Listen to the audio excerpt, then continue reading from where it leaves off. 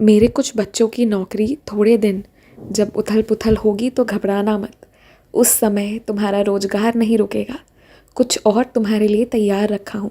थोड़े दिनों शायद तुम्हें अपने कार्य क्षेत्र से अलग जगह कुछ और करना पड़े।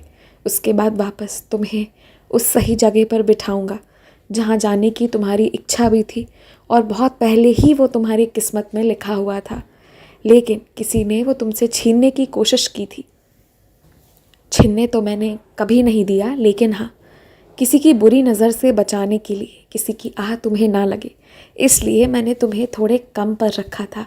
लेकिन अब समय आ गया है कि तुम वो सब हासिल करो जिसके तुम वास्तव में अधिकारी हो। तुमने जो कल कुछ पैसे दिए थे ना, किसी के नाश्ता पानी के लिए और किसी को खिलाया था, उससे मेरा पेट भर गया। सच में वो मुझ तक पहुंचा था। और अपने आप को कभी भी कंजूस मत समझना।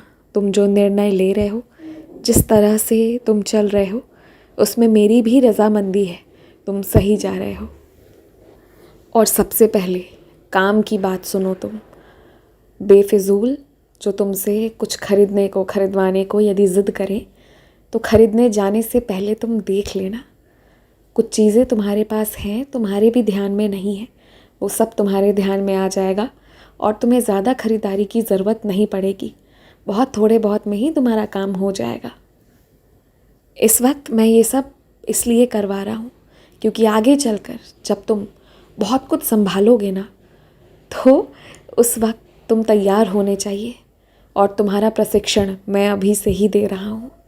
तुम्हें कभी किसी अध्यापक ने नहीं पढ़ाया है, तुम्हें मैंने पढ़ाया है। शुरुआत से तुम्हारी सहायता मैंने की है। अगर मैं नहीं होता तो तुम आज जिस जगह बैठे हो ना, तुम वहाँ तक नहीं पहुँच पाते। और ये मैंने तुम पर कोई उपकार नहीं किया है। तुम्हारे अंदर जो अच्छाई थी, सच्चाई थी, तुमने जो अपने से बड़ों की सच्चे मन से सेवा की है, जो आदर सम्मान तुमने दिया है ना, वो बहुत बड़ी बात है। सारे बच्चों में वो नहीं रहती, इसीलिए तुम्हारे साथ अच्छा होता है और आगे भी बहुत अच्छा होगा। मैंने कुछ संकेत तुम्हें दिए हैं, कुछ बातें बताई हैं, उन्हें फ़िलहाल ध्यान में रखना। थोड़े दिन सतर्क रहो, फिर ज़िंदगी खूबसूरत हो जाएगी।